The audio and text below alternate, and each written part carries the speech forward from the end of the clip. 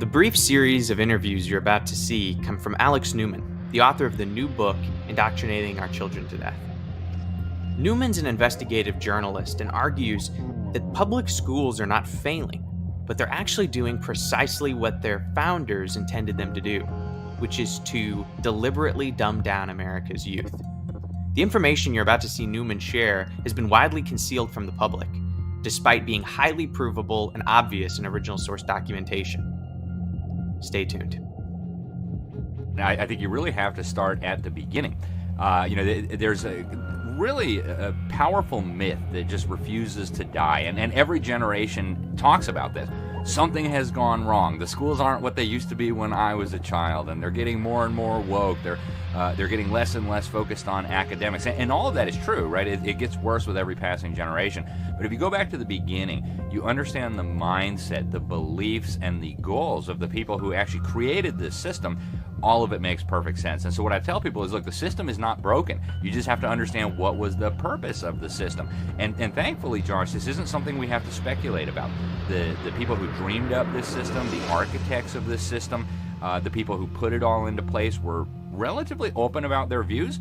John Dewey, who's almost universally considered the founding father of America's public education system, this is a guy who was an aficionado of the Soviet Union. And we have the public record of this. He wrote articles about how wonderful he thought the Soviet system was. You go back a little further, you have a Horace Mann, who actually really was, I would say, the pioneer in terms of getting the government really involved in education in America. He took his cues from Prussia, which, again, was a dictatorship. They created the first ever education system of the state, by the state, and for the state. You go back a little earlier than that, the guy who first proposed the idea that the government ought to educate children, this was in the early 1800s. His name was Robert Owen. Very obscure today, but he was very prominent at the time. And this is a guy who was a full-blown communist. Now, it was before Karl Marx, so this wasn't, a huge movement, but he believed that we should dismantle the family. He wanted to get the children away from their parents so they could be educated to be good, collectivists. He wanted to get rid of private property. And to his credit, he believed so fervently in these ideas, he actually set up a commune to prove how great it would be. Totally failed. And when it failed, he didn't say, wow, maybe communism doesn't work. He said, I know the problem. It's because the government didn't educate these children to be what would later be called, the new Soviet man, right? A collectivist who does everything for the good of the people, so-called. So that's the background in a nutshell there that people need to know. I want to interrupt this short film for a brief moment to tell you 3 different ways you can get Alex's book, Indoctrinating Our Children to Death. If you're concerned or interested about anything you just heard, you need to get this book. You can go to libertysentinel.org/save children. From there, you can buy it as a paperback, or you can go to Amazon and search Indoctrinating Our Children to Death and buy a Kindle ebook or a paperback from Amazon. And the third way you can get the book is you can go to libertysentinel.substack.com, become a paid subscriber to our Substack mailing list at any level, and we will send you a free ebook copy for free as a thank you. Let's get back to the program. And so that was the genesis of that. We also know from a whistleblower, a man named Orestes Brownson. Fascinating story. So this man was very much involved with the Owenites, as they were called, this kind of early socialist movement. And he eventually became a Catholic, and he repented of his involvement with this movement. And so he blew the whistle on what they were doing. And he said that Robert Owen set up a secret society, was the term he used, modeled on the Carbonari of Europe, which was a nasty, ruthless group of individuals. And their 2 surface-level objectives were to shift public opinion in favor of at least allowing the government's camel's nose under the tent to kind of get started in education. And then they also wanted to get men elected to legislatures who would support the idea that the government should play some role in education. And he said, Orestes Brownson revealed in his expose of this, he said the ultimate objective was to get rid of Christianity. Those are his exact words. And he said, we weren't going to come out and tell everybody that we were going to get rid of Christianity. The plan was to first get a system of state schools and then national schools where we would exclude everything that couldn't be verified by the census. And, we wouldn't openly mock the clergy, but we would bring them into contempt wherever we could. And, and I think people need to understand how radical this was. When Alexis de Tocqueville came to America from France in the 1830s, he explained what a marvelous country this was, and he explained that virtually all education that wasn't directly under the control of parents was in the hands of the Protestant clergy. That was before the massive Catholic migration. And so there was no real government education at that time. Well, the system takes root in Prussia. Horace Mann brings it back to Massachusetts, publicly says he wants to get the Bible out. And, people are like, what? How could you have education without the Bible? That's like an oxymoron. It's ludicrous. So that idea died, but the quackery came rushing in. And then John Dewey picks up the baton. So after he finishes in Massachusetts, he travels the country. He preaches at all the state legislatures the good news of salvation by government education. Again, totally flawed view of human nature, rejected the Bible. He kind of got in with the Unitarians. They started off with the heresy of denying the Trinity, and then pretty soon they're into full-blown communism. Amazing. So he sets up the system in Massachusetts, travels the country, and by the early 1900s, almost every state had government schools, had compulsory attendance laws. Now, it wasn't like today where you're going to hand over your kids for 9 months out of the year, for 5 days a week, for 8 hours a day. I mean, it wasn't quite that extreme. They still had the Bible there because parents wouldn't tolerate anything other than that. And then John Dewey steps in. So John Dewey was another communist. He took his cues from the Soviet Union rather than Prussia. And he was very open about his love for the Soviet Union. He wrote a whole bunch of articles about how great it was and how they were instilling a collectivistic mindset in the minds of the children. And that's what he wanted for America.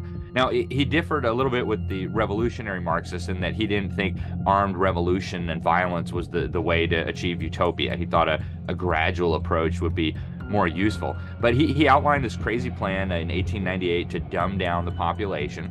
It's in an essay he wrote called The Primary Education Fetish, where he said, we have to do this gradually. If we force it unduly, there's going to be a violent reaction, is what he said. And he was right. There would have been a violent reaction. So he teams up then with the Rockefeller, and I'm trying to condense 200 years of history here into a very short. No, it's great. Keep going. Well, I appreciate it, Curtis. So he teams up with the Rockefellers, and this to people is really counterintuitive. Wait, you're saying a communist teamed up with the ultimate super capitalist to create this system? Yes, that's what I'm saying. Now, they had different beliefs, of course. Rockefeller wanted to make a huge amount of money. He had so much money, and he was getting attacked in the press. He thought, well, we'll give some away, and hopefully, people will write good things about us in the newspaper. And so they teamed up, they started off with an experimental school at the University of Chicago under John Dewey's leadership.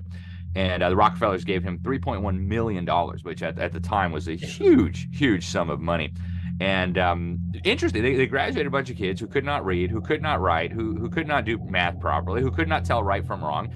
And John Dewey and the Rockefellers both thought, this will be perfect. So they set out to kind of nationalize this. Dewey ended up moving over to Columbia. They imported the evildoers who you know all too well from the Frankfurt School. A lot of them actually were laundered through Columbia University with the help of John Dewey and the Rockefellers. And they basically injected this poison through the teachers' colleges of the country and then through the textbooks, so that by basically the period after World War II, Dewey's ideas had taken firm root in public schools across the country. You had basically a dramatic shift in the worldview that was being taught to the teachers and then eventually to the children. He was so popular, he was made the honorary life president of the National Education Association. And I'll say one more thing about Dewey, because I think this is really critical for Christians to understand. He was a religious man, but not in the sense that any of us might recognize. He actually described himself as a religious humanist. And he and 30-something of his buddies, mostly from academia, got together and they wrote what they called the Humanist Manifesto. They really saw themselves as the creators of this new enlightened religion. And for some perspective, the very first tenet of this new religion, and people can read this document, it's publicly available, it says, we religious humanists regard the universe as self-existing and not created, which you can compare and contrast with the Word of God, which says in the beginning, God created. And you see right there, you have a huge clash. Now, as you keep reading through Dewey's manifesto, you'll find it's basically communism. We got to get rid of the profit motive. We have to reorganize the means of production. We have to have collective ownership.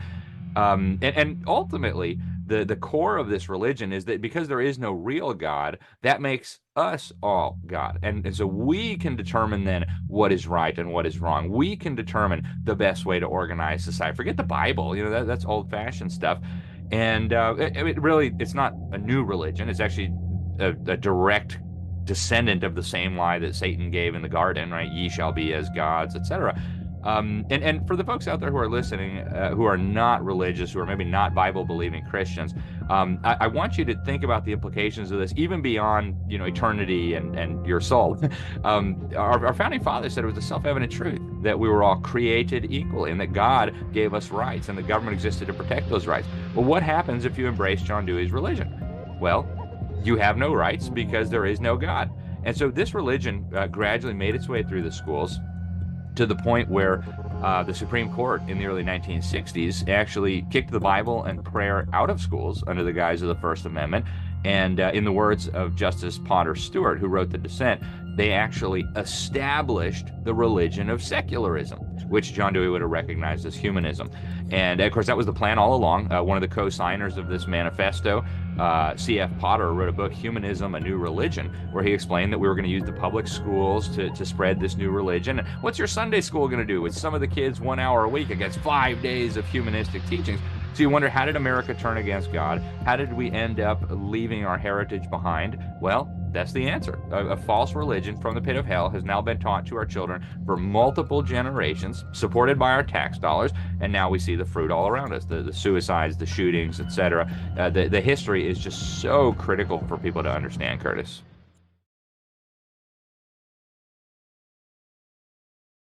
This is an issue that's near and dear to my heart. I always tell people, if you can homeschool, it'll be one of the best decisions you ever make in your life. It's the gold standard. I recognize not everybody can or wants to homeschool, and so there are other options that I think are good.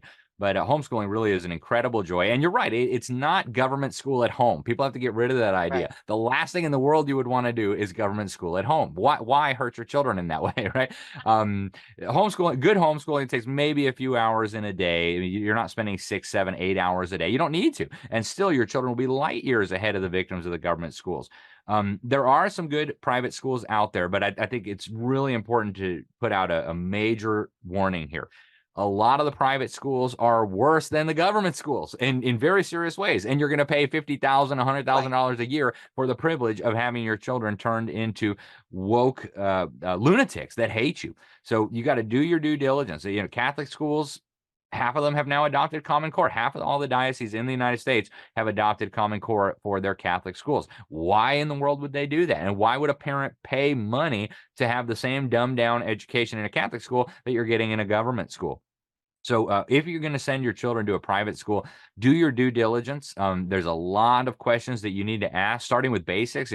What does the school believe? What is your philosophy of education? Why do you do education? How do you teach reading there? What are your core values? What kind of materials they're your children, right? You've got to seriously do your due diligence and make sure that this is an acceptable institution with acceptable people to delegate that responsibility to. There's no do-overs as parents, right? And we all want to do our best, but if you mess it up, you don't get to try again. So really spend some time thinking about this, folks. I do believe that we need to rethink the whole thing. And so what I do at the end of the book, in a very long afterword, is I go back and look at the type of education that existed in America before the government camel nose got under the tent.